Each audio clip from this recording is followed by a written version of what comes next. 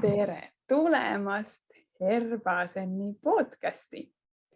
Mina olen Mai ja meil on käes 58. osa. Minuga koos on täna siin imeline Reelika ehk Shakti. Tere sulle! Tere kõigile!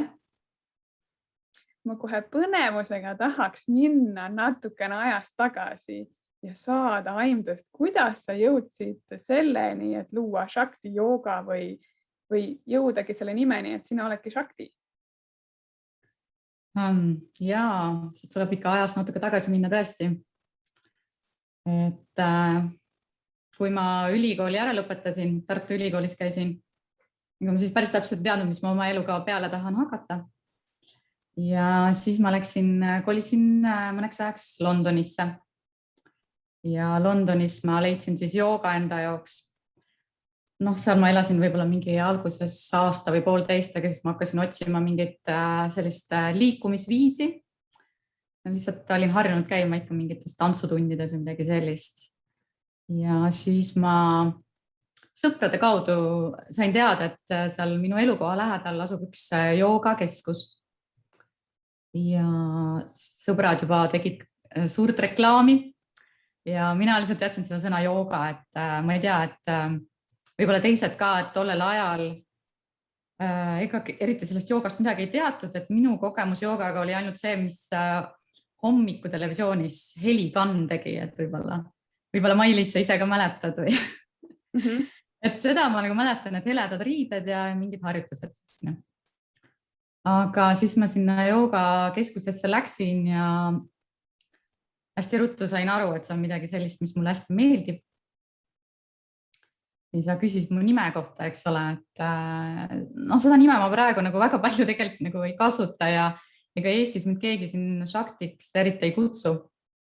Aga nimi on mul siis, ütleme, minu kodulehel. Et mõned arvavad ka, et ma teen Shakti joogat, et selline joogaliik. Et ma ametlikult ei ole seda niimoodi välja reklaaminud või kuulutanud, et ma olen mõelnud selle peale. Et ma tegelikult ikkagi pean ennast Hatha jooga õpetajaks. Et Shivananda jooga koolituse ma olen läbinud, aga laiemalt siis võiks öelda Hatha jooga, et sellest saavad kõik tavaliselt aru, kes on natukenegi, ütleme, jooga maailmas ringi käinud. Ja selle nime Shakti ma sain siis õpetaja koolituselt. Et kui ma joogaga alustasin, siis kevadel alustasin ja ma läksin umbes kuskil 9 kuu pärast või umbes niimoodi läksin kohe juba Indiasse õpetaja koolitusele. Ja siis nüüd siis kuskil, ma arvan, 13-14 aastat tagasi, kui ma seal õpetaja koolitusel käisin. Ja seal oli siis selline traditsioon, et kõik, kes soovisid, said endale nime. Ja seda nime ma ise ei valinud, et seal olid siis õpetajad seal koolitusel. Neid nimetatakse svaamideks, sellised, nad elavad siis nendes joogakeskustes ja on pühendanud oma elu joogale. Nemad siis neid õpilasi seal 6 aja vältel vaatlesid, õppisid tundma ja siis ise siis valisid sellised nimed siis. Et minule anti siis tõesti õpetajakoolituse lõpus siis nimeks Shakti. Aga kuidas sa tunned, kas jääb natukene inimestele segaseks ka, nagu sa just mainisid, et arvatakse, et sa teedki Shakti joogat ja sellepärast sa võib-olla näiteks ei kasutagi Shaktit nii tihti või nad juba on harjunud sellega, et see ongi sinu lihtsalt nimi ja see ei ole seotud selle stiiliga? Ega selles on suur segadus, ega nad kõik ei tea ka muidugi, et paljud ütlevad, et mis see Shakti jooga on ja nii ja naa. Aga mul on kodulehel seal ära seletatud, et kes on tahab süveneda, et see võib-olla vaatab mu kodulehelt, et mul peaks olema see kuskil avalehel kirjas ja minu selles tutvustuses on see kirjas, et see on minu spirituaalne või vaimne nimi. Ja ma õpetan ikkagi Hatha joogat siiani, et võib-olla ma mingi hetk viin sisse oma joogastiili. Ma praegu veel ei tunne, et ma hetkel seda teha tahaksin, sest et see Hatha jooga ikka toimib väga hästi. Et ma vahepeal pikin sinna ka mingeid harjutusi mujal, näiteks ma ise käin vahepeal vinyasa jooga tundides, et see on hästi levinud Eestis. Et siis ma kasutan ka mõningaid teistsuguseid harjutusi. Aga no see selleks, et see on tuleviku teema, et vaatame, kuidas elu läheb. Aga mis ma selle nime kohta veel oskan öelda, et tõesti, et kui ma Londonis elasin ja ma elasin ka 2 aastat joogakeskuses, siis päev pärast seda, kui ma oma õpetajakoolituse ära tegin, siis kohe kõik hakkasid mind shaktiks seal kutsuma. Et see oli nagu selline traditsioon, et ütleme niimoodi, et nüüd ma ei ole väga palju nende inimestega kokku puutunud, et nagu nii pole saanud juba aastat üldse kuskil käia, on ju. Ja aga kui mul on nagu mõned joogainimesed siin Eestis nendes külas käinud, on ju, keda ma olen ise nagu kutsunud, mõned õpetajad, siis nemad ikka kutsuvad mind shaktiks. Et mulle tegelikult meeldib see. Et see on selline, igal nimel on oma energia, et mida see nimi siis tähendab, on ju, et seda me räägime. Mõned kindlasti küsivad, et mida see shakti siis tähendab, et see tegelikult tähendabki energiat või sellist universumi energiat või siis täpsemalt sellist naisenergiat. Ja meespool on siis Shiva, eks ole, et Shiva Shakti on ja et see on siis kosmiline energia. Et selles suhtes ma tunnen küll, et see nimi mulle sobib ja mulle meeldib see nimi, et jah, sellist energiat mulle jagub üldiselt. See on väga põnev, et sa tood selle energeetilise poole ka sisse, sest tihti arvatakse ju, ütled jooga, need on need mingid asendid, on ju, et mõnes sa higistud rohkem, mõnes vähem, aga jooga oluline osa on ju ka energia, et kui palju sina näiteks oma tundides üldse keskendud energiatele või sa teed pigem ikkagi asana seeriaid? Mina neid tunde, ma ütlen ausalt, mina ei valmista kunagi tunde ette. Selles suhtes, et mina lähtun sellest, kes mul tunnis on. Et teinekord et kui on võib-olla mingid spetsiifilised tunnid või kui ma mõtlen või kui on live-tunniga tegemist, et siis ma võib-olla pigem mõtlen, et mis ma seal tunnis teen. Kuna siis võib-olla mul ei olegi seal kedagi näha, on mustad kastid ainult. Aga kui on saalitund, siis hästi palju oleneb sellest, kes on need õpilased. Et ma ei saa teha teatud harjutusi. Kui on mul hästi edasi jõudnud õpilased tunnis, et siis ma tahangi teha selliseid võib-olla raskemaid harjutusi, panna neid proovile. Aga kui mul on sellised võib-olla mõned eakamad inimesed, või näiteks mul oli just joogalaager nädalavahetusel, siis mul on joogalaagritega hästi päris pikk kogemus, et ma olen neid nüüd juba kokku 11 aastat teinud ja 11 tükki sellised, kus on kuskil 20 inimest koos.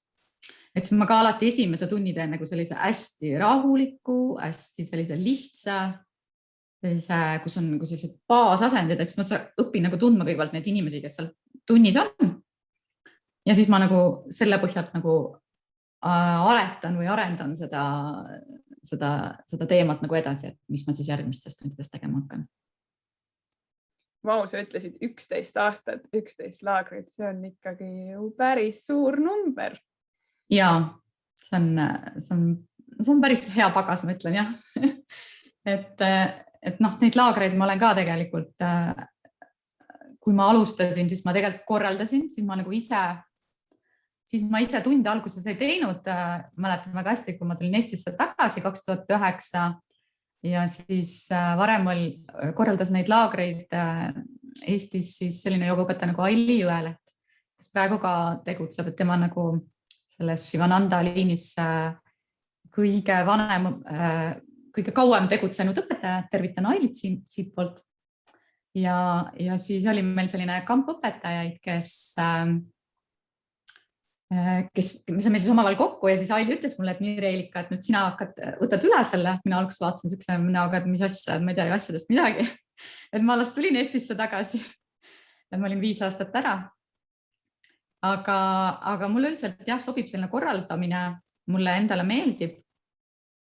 Alguses need laagrid olid sellised, kus me kutsusime siis neid õpetajaid välismaalt, aga mingi hetk see vajus ära, et eks ma ise kasvasin sellest välja ja sain aru, et ma võin ka ise neid tunde läbi viia.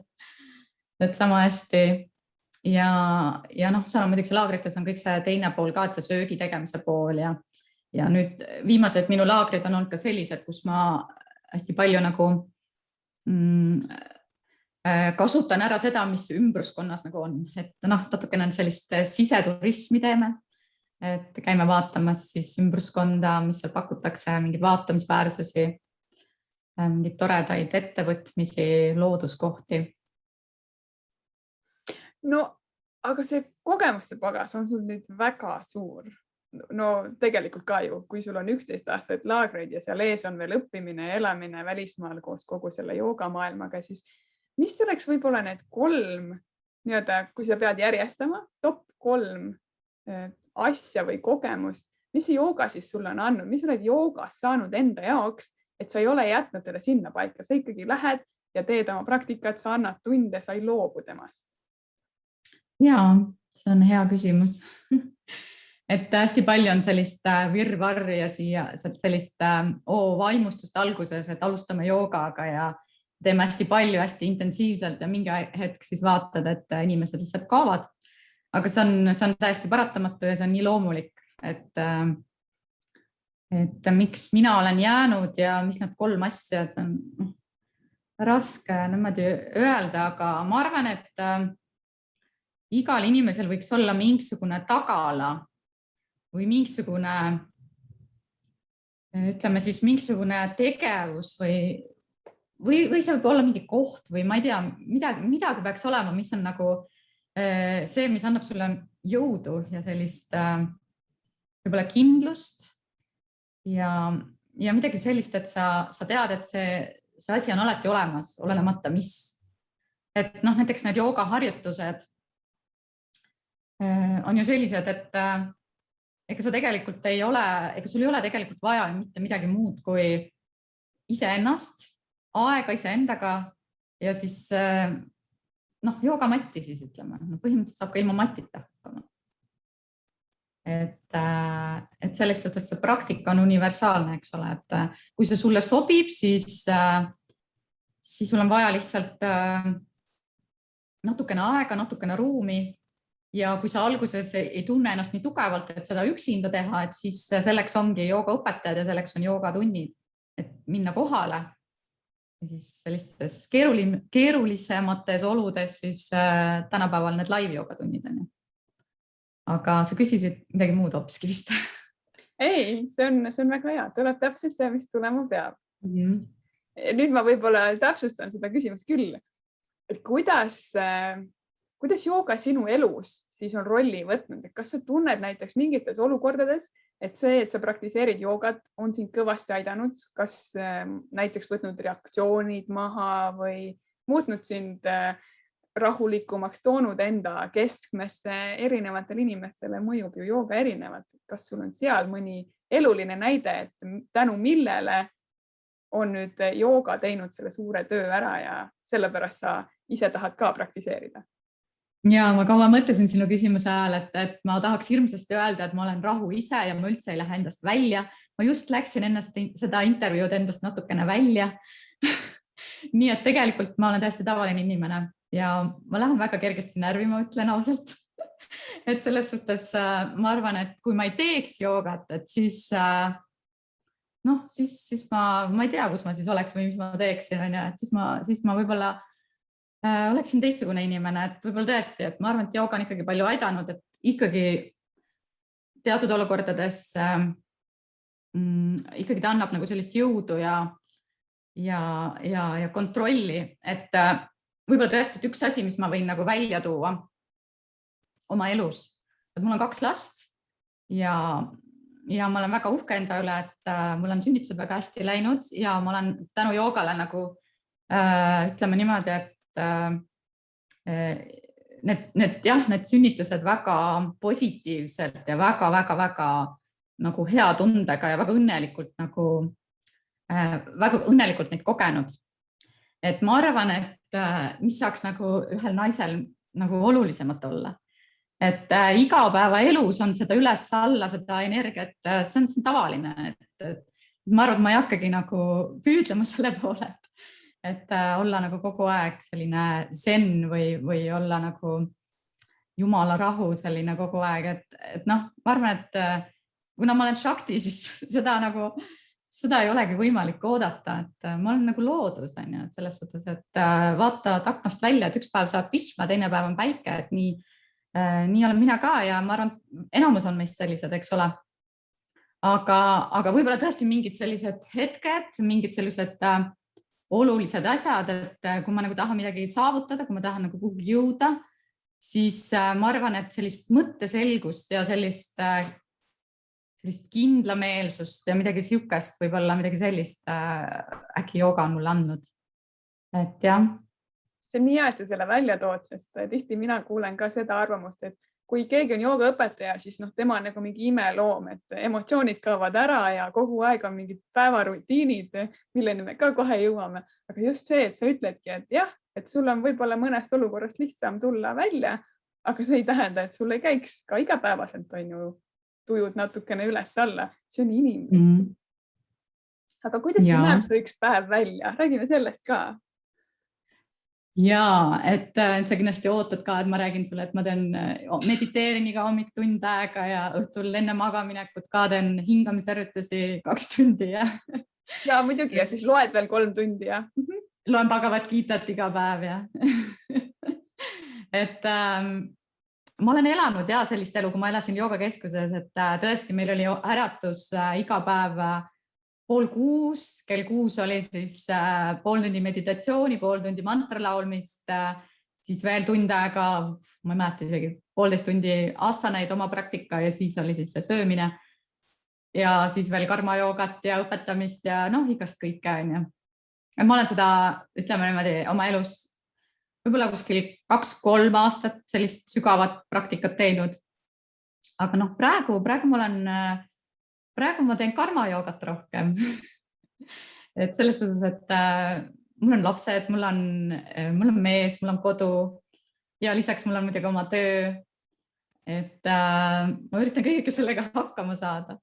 Ja ma ütlen lootuseks kõigile, et kes nagu hästi paljud seal joogalaagris, üldse paljud inimesed, kes mul tundides käivad, ütlevad, et neil ei ole seda enesedistsipliini, et kodus ise harjutada. Ütlen, et mina olen täpselt samasugune.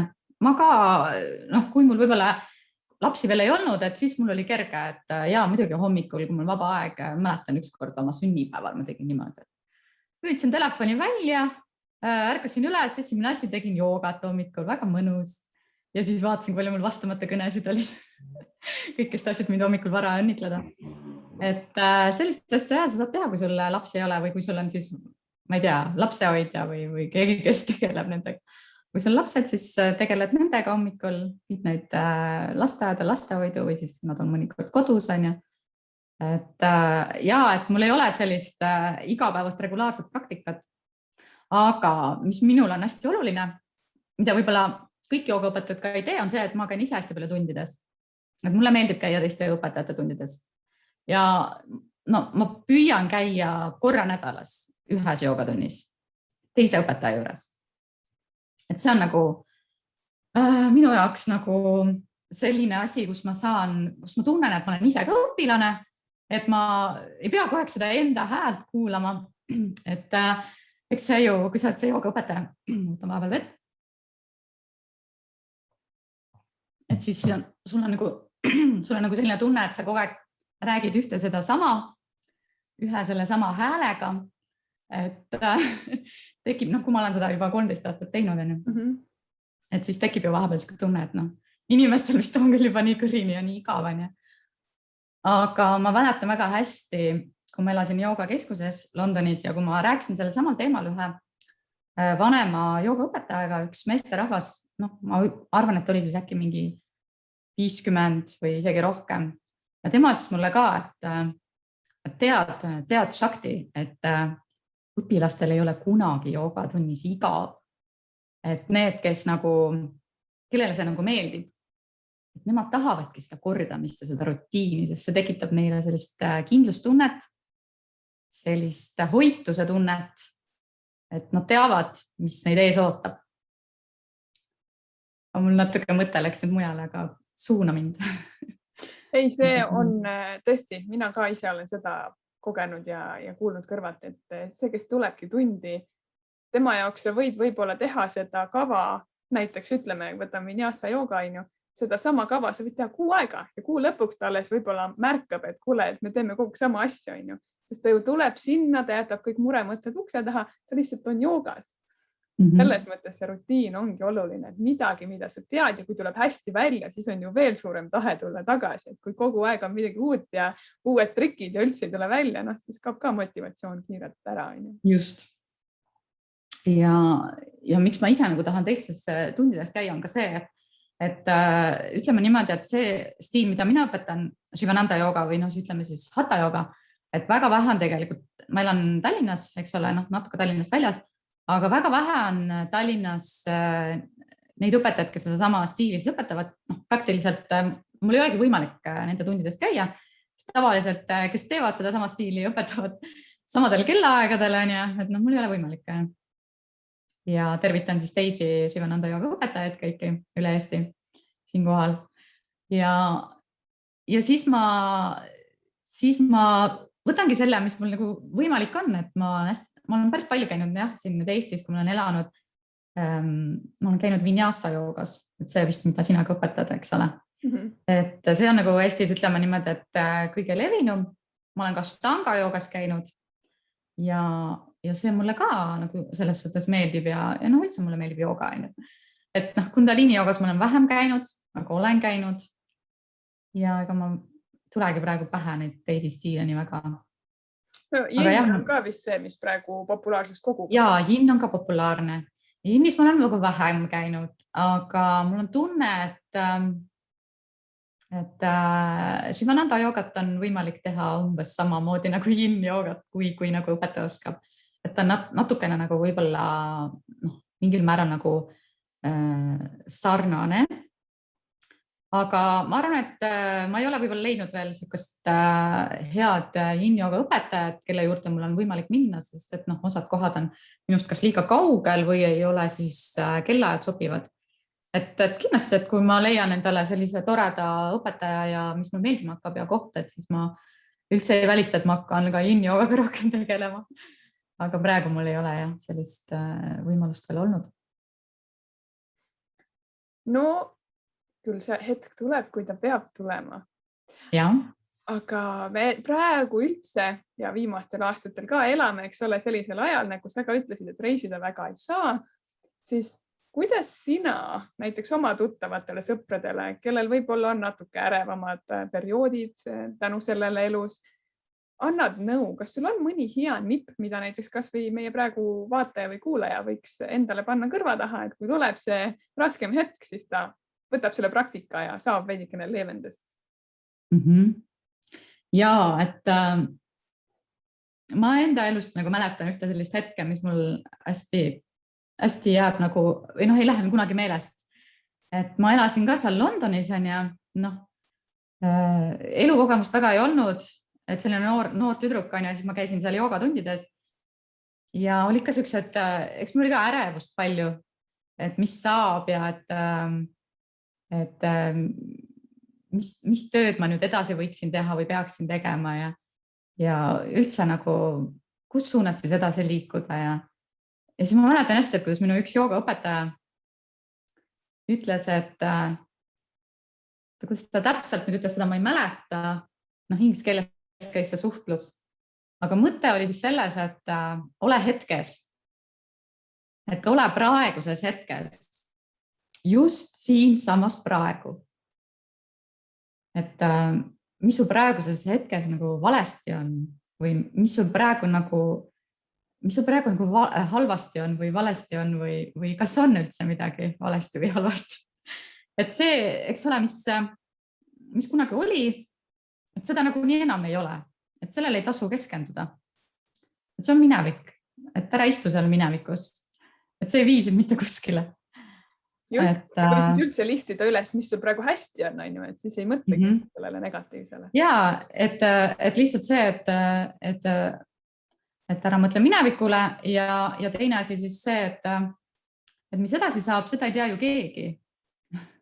Et kui sa nagu proovid olla just praegu, siin ja praegu nii hästi, kui sa oskad ja tõesti vaadata seda praegust hetke, võtta vastu see praegune hetk, ükskõik, mis seal siis on, siis see peagi nagu mõtlema väga palju pikemalt, et ma praegu endale ka ütlen seda ja et ega me ei tea ju, mis saab edasi ja kõik aga praegu on ju kõik hästi.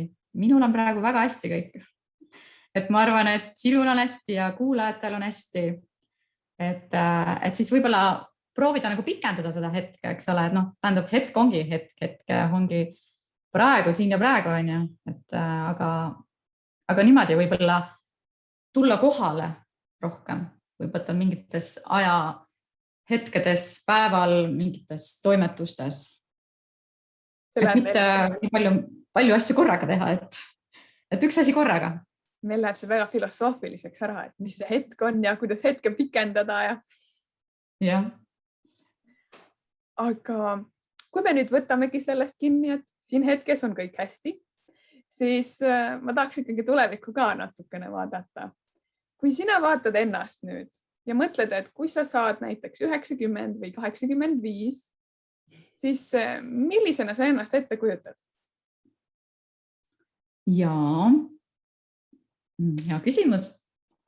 Et ma just siin täna mõtlesin, et lihtsalt see hetk, kui sünnivad lapsed, et elu hakkab minema nagu 2 või 3 korda kiiremini, eks ole. Ja kogu aeg on selline tunne, et alles oli aasta aega tagasi, alles oli joogalaager, nüüd on jälle joogalaager. Et kusagi see aasta läheb nagu järjest lühemaks.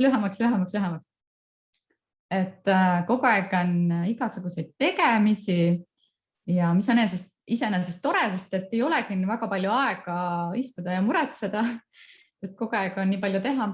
Et ma mõtlen seda, et võib-olla kui ma olen vanem, et võib-olla tõesti siis on see aeg, kui on aega jälle raamatuid lugeda ja võib-olla näputööd teha, et sellised asjad. Võib-olla ka midagi edasi veel teistele anda, et praegu ma teen seda jooga õpetamist, aga võib-olla rohkem nagu, ma ei tea, et praegu tõesti lambist tuli, et äkki mingid loenguid anda või midagi sihukest. No, ma ei tea. Ja, et võib-olla midagi sellist, et ma ikka tahaks olla nagu üks selline ikka natuke krapsakas selline ja mitte väga palju tablette süüa ja ma loodan. Aga ja, et mul oleks hästi tore, oli üks hästi tore vanatädi ja tema ta oli hästi kõrge jaani, ta tegi näputööd, igasuguseid asju, ma ei tea, heegeldas, õmbles, tikkis, jumal, ma ei tea, kas ta kudus ka, mul ei tule kõik meelde, aga siis ma mõtlen, et see on nii lahe, et kui sa oled nagu selline eakas proua, et siis lihtsalt ei eksi sinna kuhugi seebiooperitesse või uudistesse kuskile telekasse ära. Võib-olla siis, kui mina olen 90, siis ei olegi enam telekaid või kõik on kuskil. Ma ei kujuta ette, aga ma arvan, et jah, et ma tahaks teha mingit sellist mingit käsitööd, ma arvan, ja siis ikkagi võimelda. Võib-olla midagi muusikaga, võib-olla lugeda, mingid sellised asju, liikuda, tegeleda lastega, noortega. Vaata, kui sa noortega tegeled, siis saad ise ka nooreks, et ma arvan, et sellised asjad. Siia otsa saab kohe küsida veel selle ära, et millest sa unistad? Mis sa tahaksid veel teha? Kas sa tahaksid midagi kogeda, kas tahaksid reisida, kas tahaksid midagi luua lisaks sellele, et sa tahaksid loenguid anda, tuli nüüd välja. Aga kas see on veel midagi suurt, millest sa unistad? Ja, et ma ei mõtlegi loenguid, kui loenguid lihtsalt nagu jutustada, võib-olla rääkida, midagi sellist. Aga et ma arvan, et ma tahaks ikkagi mingisuguseid õpetajakoolitusi veel läbida, et ma arvan, et ma olen päris pikalt istunud selle 2 õpetajakoolituse otsas, et lihtsalt ega ei ole ju viimased 5 aastat tegelikult ongi võimalik midagi teha, et 2 väikest last ja nii ja naa. Aga võib-olla tõesti teha, ma ise mõtlen, et ma tahaks võib-olla seda siduda võib-olla hatha joogat vinyasa joogaga, õppida võib-olla vinyasat natukene ja võib-olla mingit anatoomiat juurde, et ma ise tunnen, et seda on nagu, mis on nagu veel puudu või millest ma võiks nagu tugevam olla. Et võib-olla midagi sellist on ja kui saab jälle reisida, on ka tore. Aga vaatame. Ja võib-olla siis ka võib-olla võtta rohkem käsile see laste jooga teema, et ma siin nüüd olen vaikselt seda ka siin harjutanud oma laste peal. Lapsel oli just sünnipäev, siis me tegime siin umbes, ma ei tea, 10-12 lapsega laste joogat pool tundi, väga lahe oli, mulle väga meeldis, see oli kõige õnnestunum osa minu meelest sellest lapse sünnipäevast, sest see oli ka see, mida ma nagu olen harjutanud, et mul ei ole varem nii suurt sünnipäeva olnud nii paljude lastega, et mõned asjad olid minu jaoks nagu ootamatud. Aga see selleks on teine teema. Aga unistan et eks ma unistan ikka, et saaks lugeda ja ennast arendada ja võib-olla uuesti kuhugi, ma ei tea, et võib-olla midagi juurde õppida, et võib-olla ka midagi muud peale jooga, et ma veel ei tea täpselt, eks vaatame, mis elu toob.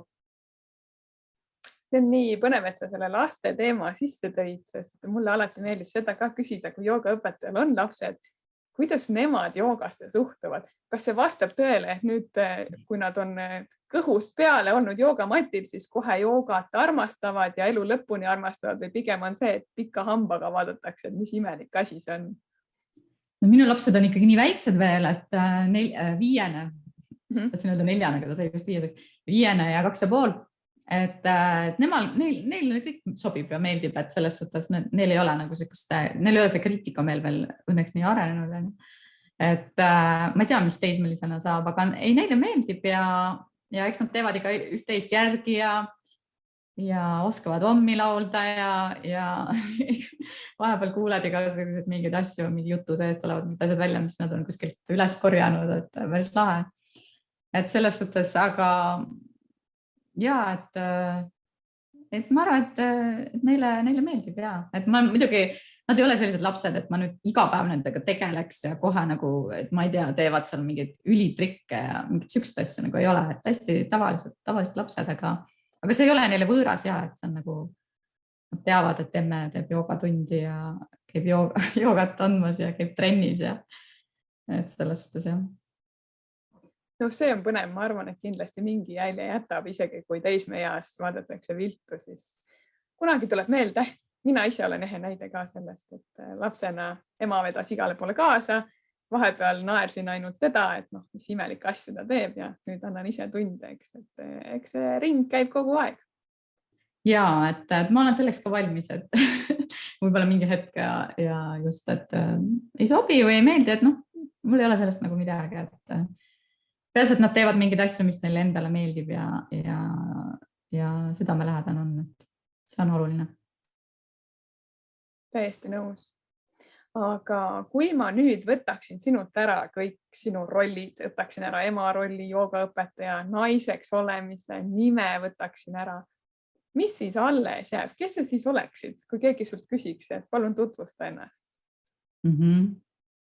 Nojah, see on just selline hea joogalik küsimus, eks ole. Et ma olen, et ma pean nii vastama, Ei, sa võid ise valida, siin ei ole seda. Ma saan aru ja ma saan aru, kuhu sa sihid. aga selles suhtes küll, et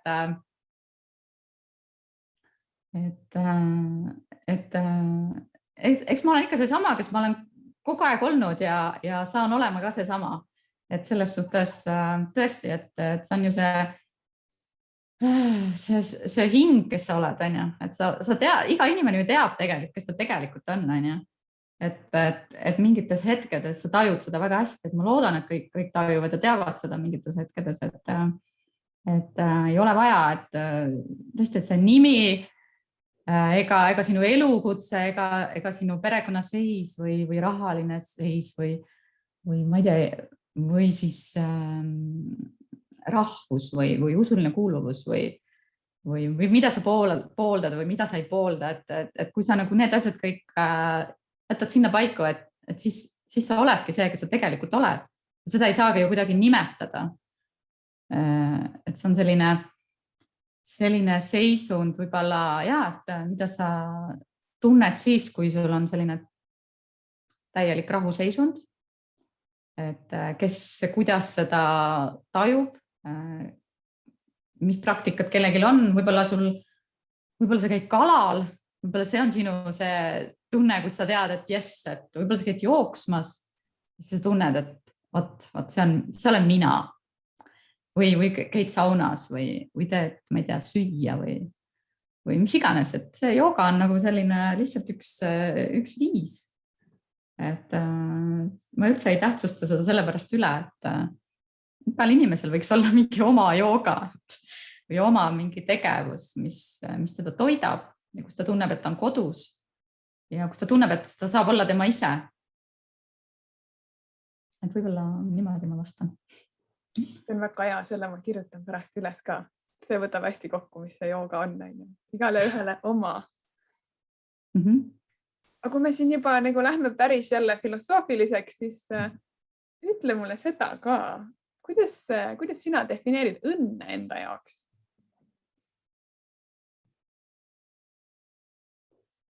Õnne. Jaa, et väga-väga hea küsimus. Ega õnn on ka tegelikult see õpitav, on ju? Et kuidas sa näed maailma? Et kas klaas on pooltäis või pooltühi?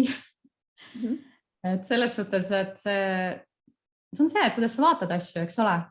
Et mida sa valid? Et kas sa valid õnne või sa valid õnnetuse? Täpselt nii ongi.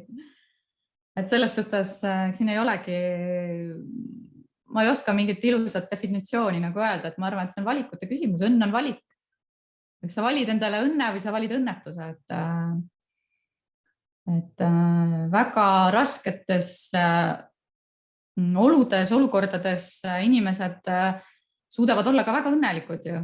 Et ma olen ka käinud Indias ja näinud neid lapsi, kes elavad seal tänava peal ja nad on nii õnnelikud. Muidugi lapsed on õnnelikud, aga samamoodi ka täiskasvanud on ju, et neil on väga vähe, aga nad on väga õnnelikud. Et ma mäletan, ma olin 6 aega Indias, eks ole, joogaõpetaja koolitusel ja siis ma läksin tagasi Londonisse. Kontrast oli nagu võimas. Et kui sa vaatad neid inimesi, kes seal ümberringi on ja kui sa vaatad siis, kuidas inimesed seal Londoni tänaval jooksevad. Et see on nagu hea. See on jälle väga hästi öeldud, et õnn ongi valik, eks, et kas sa tahad näha seda negatiivsust või tahad näha positiivsust. Mul on sinuga väga-väga põnev olnud rääkida ja ma olen enda jaoks küsinud juba päris palju. Kas sa nüüd tunned südames äkki, et midagi on jäänud jagamata või ma ei ole osanud midagi küsida, mida sa tegelikult tahaks jagada? Me ei ole näiteks rääkinud tegelikult, mis on ka nagu minu, ütleme, joogaõpetajaks olemises suur osa ja roll on see, et mul Tartus on joogakeskus. Et me ei ole sellest nagu väga rääkinud. Et see on ka nagu selline asi, mis on nüüd 8 aastat eksisteerinud ja loodame, et eksisteerib edasi. Et see on üks asi, millega ma tegelen ka lisaks. Et ma tegelen ka teiste joogaõpetajatega ja ütleme siis, et selle haldamise ja ülevalhoidmise ja kõige sellega. Et sellepärast ka ma olen nagu hästi avatud ka kõikidele teistele joogastiilidele, kuna Tartu joogakeskus on selline, kus on meil palju erinevaid joogastiile, et ei ole ainult üks joogastiil. Et iga joogaõpetaja võib põhimõtteliselt tulla ja õpetada seal. Ja ka muud kehameele treeningud, mitte ainult siis jooga. Et see on võib-olla üks asi. Aga võib-olla siis ma korraks küsiks ka seda, et kus sa võtsid selle julguse, sest see on ka otsus, et nüüd ma teen keskuse, teen joogakeskuse, teen Tartusse. See ikkagi ei ole lihtsalt, et otsustasin, tegin ära. See nõuab finantsi, see nõuab valmisolekut, see nõuab inimeste juhtimisteks. Et kuidas sa selle otsuseni jõudsid? No jaa, et eks see kõik niimoodi kuidagi niimoodi rullus lahti, eks ole, et ma arvan, et selle taga on ikkagi see minu kogemus seal Londoni joogakeskuses. Et kui mul seda kogemust ei oleks, siis ei oleks seda joogakeskust ka. Et see kogemus, mis ma sealt nagu sain, et ma ainult ei õpetanud joogat, et ma tegin seal kõike süüa ja olin seal admin ja päris arveid ma seal välja ei saatnud, nii kaugel ma ei jõudnud. Seda ma teen praegu. Aga ikka seal ma nägin seda laagrikorralduslikku poolt ja kõike seda, et ma nägin nagu kõike seda köögi poolt päris palju. Aga see Tartu joogakeskus, ma ei tea, kui ma Tartusse tulin, siis ei olnud seal üldse mingit joogat eriti, et ma nagu avastasin ennast, et ma olen nagu kõikides Tartu spordiklubides õpetan järsku ja see on selline pikk lugu, vaata, et siis mingi hetkel tekkisid ruumid, tekkisid õpetajad, kõik kuidagi nagu tekkis ja see asi hakkas vaikselt kuskilt peale ja praeguseks on siis joogakeskus tõesti eksisteerinud 8 aastat. Meil on ka uued ruumid olnud juba, ma arvan, 4 aastat äkki või. Ja noh, muidugi, eks sealt annaks ka areneda ja laieneda, aga noh, vaatame, mis elu lubab, on ju. Et selles suhtes igasuguseid mõtteid on ja igasuguseid visioone on veel, kuidas nagu edasi liikuda. Aga kuidas nüüd tundub, et kas online jooga on tulnud, et jääda või pigem mitte? Ja ma arvan, et on tulnud, et jääda, aga kindlasti mitte saali joogatundide arvelt. Et need on asjad, mis käivad nagu paralleelselt ja noh, minu visioon on see, et noh, tegelikult ma olengi juba aasta aega niimoodi teinud, et minu joogatund on see, et on alati arvuti ja on kaamera.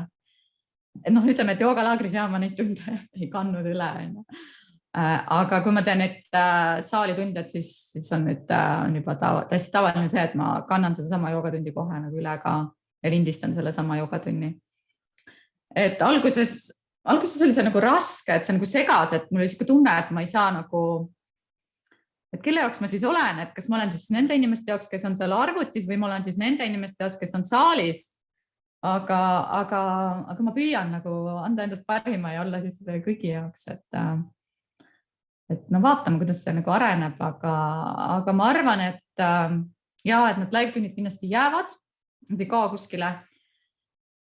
Ja osadele need sobivadki selles suhtes, et minu joogatunnid on sellised, et ma proovin nagu hirmu maha võtta selles osas, mida paljud nagu pelgavad selle live-tunni osas, et mul on ju nagu nii 8 tundi arvuti taga, et ma ei taha joogas olla ka arvuti taga. Aga ma ütlen seda, et kui sa oled minu joogatunnis juba varem käinud, sa tead harjutusi, kui sa ei ole päris algaja, siis tegelikult teed arvuti lahti ainult selleks, et minu häält kuulda. Et sul ei ole vaja üldse nagu ekraani vaadata. Et selles suhtes, et see ongi nagu rohkem selline audiotund, et sa ju tead ju neid harjutusi, et sa lihtsalt kuuled ja teed. Kui on mingisugused tõesti mingid nüansid, et siis ma nagu juhin tähelepanu, et kuule, et ole hea, nüüd vaata siia, ma näitan sulle midagi. Või kui ma näen selle konkreetse õpilase puhul midagi, mida ma tahan öelda, et siis ma saan ju öelda, et kuule, et vaata, äkki nüüd teeks seda nii või natuke naa. Et selles suhtes prooviks nagu seda live tundi nagu võtta selliselt, et see õpetaja lihtsalt räägib sinuga ja sa ei pea tegelikult seda ekraani kogu aeg vaatama. Et nagu nii see hatha jooga tund, mida ma juhendan, on selline, kus enamus tund oled sa silmad kinni. Et see on selline asendite hoidmine ja et ei pea väga palju vaatama. No võt, väga põnevaks läks. Silmad kinni, kes nüüd kuulab või vaatab ja tahaks kogeda, saab ka omas kodus. Minu arust oligi väga põnev, et sa tõid välja, et inimene kardab, et ta on 8 tundi arvutis ja siis peab veel arvutis olema. Mina olen just seda teist poolt, nagu positiivset poolt kuulnud, et nüüd ma ei pea kuskile minema, ma teengi kodus selle arvuti lahti, lükkan lapsed teise tuppa ja võtan selle tunni endale. Et täpselt nii palju, kui on inimesi, on ka neid nii-öelda kogemusi ja arvamusi, eks.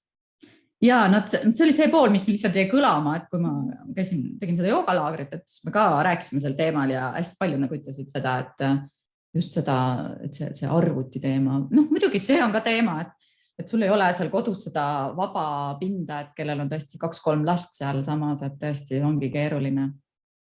Aga noh, muidugi jälle ma toon jälle välja selle positiivse poole, et minu tunnid on sellised, et ühte tundi ma annan võimaluse nädal aega järgi teha, et sa võid kas või iga päev seda teha, muidugi ise asi, kas sa tahad ja kas sul on see võimalus. Aga tõesti, et proovida nagu leida siis see tund aega või 1,5 tundi siis olevalt siis tunni pikkusest selle nädala sees, et sa planeeridki ära, et vaat see aeg, kui sa ei saa otse teha, et sa panedki kalendrisse, räägid oma mehega või oma naisega, räägid läbi, vaat mina tahan teha see nädal tund aega joogat, et kas mul oleks võimalik, et kas palun sa vaataksid lapsi samal ajal või teed siis, kui lapsed veel magavad. Noh, ma tean, minu üks laps tõuseb hästi vara, et ei olegi võimalik hommikul vara midagi teha. Aga no mingi variant, kui sa väga-väga tahad, siis on alati see võimalus ikkagi olemas. Ma ise nagu tahaks loota. Täiesti nõus, alati on. Jälle see on ju, et kuidas sa vaatad olukorda, kas positiivne või negatiivne. Kui on positiivne, siis sa leiad lahenduse. Super, väga põnev on olnud sinuga rääkida päris tõsiselt ja kui sinul, armas kuulaja või vaataja, on mõni küsimus, sa võid julgelt otse kirjutada Reelikale või kirjutada siia video alla. Edastan kõik küsimused, luban seda. Kuhu võiks nüüd kirjutada või kus võiks sinuga ühendust võtta? Et kõige parem tegelikult email, et mulle endale meeldib, et siis on nagu kindel, et ma jõuan ära vastata, kui ma kohe ei jõua, et siis mõne aja pärast, et reelika.rohtma@gmail.com. Mul on täiesti selline üks ja sama meiliaadress, mida ma kasutan kõigeks. Et no muidugi võib ka Facebooki kirjutada, võib minu isiklikku Facebooki sõnum saata, mul on see Shakti Yoga Facebooki leht, mul on Instagramis leht, sinna võib ka, aga sinna teinekord, kui ma ei vaata või midagi, siis võib-olla mõnikord need sõnumid võivad kaduda, et võib juhtuda, aga kindlasti võib email, ma arvan, kõige parem. Super, aga suur aitäh sulle, et sa võtsid 45 minutit enda päevast, jagasid seda meiega, saime natukene sinust teada, kindlasti on veel palju, millest võiks rääkida, aga killuke on olemas. Ja see 45 minutit läks nii kiiresti, et ma veel mõtlesin, et issand jumal, ma ei ole veel sellest rääkinud ja mis siis, ega ei peagi kõike kohe ühe korraga ära rääkima ja selles suhtes, et on palju teemasid, mis mind huvitavad, et ma ei tea, räägin kas või toitumine või et joogalik toitumine, siis meditatsioon, mantrad, eks ole, ikka sellised asjad ka, et sellised teemad. Aga loomulikult, et praegu rääkisime seda, mida me rääkisime ja tuli nii, nagu pidi tulema, eks ole. Nii tore, et sa sellest joogalikust toitumisest rääkisid. Ma võtan sõnasabast kinni ja ma kirjutan sulle uue plaani osas. Aga täna see saade sai nagu ta sai, võib-olla teeme tulevikus mõnel teisel teemal, kunagi ei tea. Ja aitäh sulle, armas kuulaja vaataja, et sa olid meiega, julgelt küsi. See saade ongi sinu jaoks, kui sul on küsimusi, küsi või tule trenni, erinevad stiilid, erinevad treenerid. Püsime terved, püsime vormis. Järgmiste kohtamisteni.